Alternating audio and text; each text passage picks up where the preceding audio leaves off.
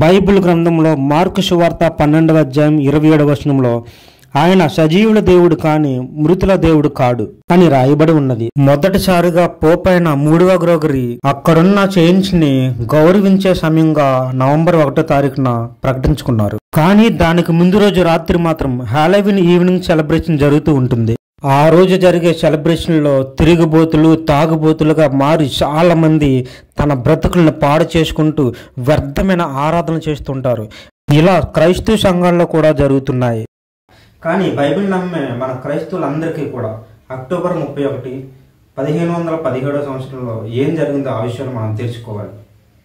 దేవుడు మార్టిన్ లూథర్ని లేపి ప్రొటెస్టెంట్ ఉద్యమాన్ని ప్రారంభించినప్పుడు ఒక చర్చిలో 95 సిద్ధాంతాలను ఆయన మేకులతో చెక్కించాడు. ఇది 1520 సంవత్సరం ఫిబ్రవరి 24వ తారీఖున జర్మనీలో ఒక చర్చిలో జరిగింది. ఫిలిప్ మాలింగ్టన్ అనే అతను రోమన్ పాంటిప్ అనే రాజు యాంటీక్రైస్ట్ అని చెప్పి తెలియజేశాడు.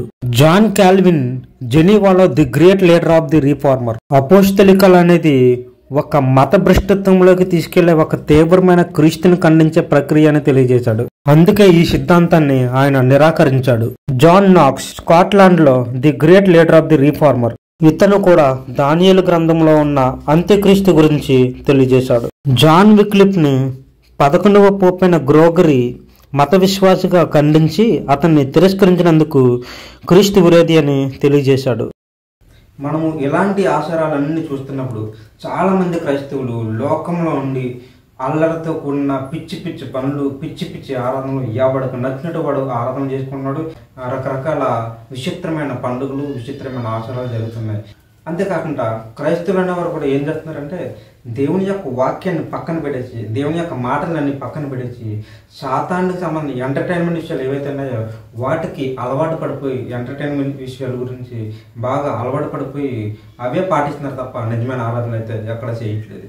ఇంకా ఇలాంటి ఎన్నో ఆధారాలతో మత బోధకులు మరియు సంస్కర్తలు ఆర్టికల్స్ తెలియజేసేవారు బైబిల్ గ్రంథంలో దానియేలు 7వ అధ్యాయంలో ఉన్న ఆ కొమ్ము క్రీస్తు విరోధి అని తెలియజేస్తున్నారు. ప్రకటన గ్రంథంలో రాయబడిన ఆ మృగం మీద స్త్రీ కూర్చున్నట్టు ప్రజలు అంత్యకాలంలో సాతాను వలలో పడుతున్నారు. బహిష్కరించబడిన అగస్టీనియన్ మార్క్ లూథర్ని తిరిగి నియమించాలన్న విజ్ఞప్తిని వాటికన్ సిటీ పోప్ తిరస్కరించారు. బహిష్కరణకు 500 సంవత్సరాలు దాటిన సందర్భంగా ఆయన్ని తిరిగి నియమించాలనే విజ్ఞప్తిని పోప్ తిరస్కరించారు. వాటికన్ సిటీలో దీనికి ఒప్పందాలు కుదరలేనప్పటికీ అమెరికాలో మాత్రం ఈ యొక్క మార్టిన్ లూథర్ యొక్క సిద్ధాంతాలకి ఒప్పందాలు కుదిరాయి. అంటే వీటిని బట్టి అర్థం చేసుకోండి, మనము అంత్యక్రీస్తుకి మనము దగ్గరలో ఉన్నామని, ప్రపంచం అంతానికి దగ్గరలో ఉన్నామని.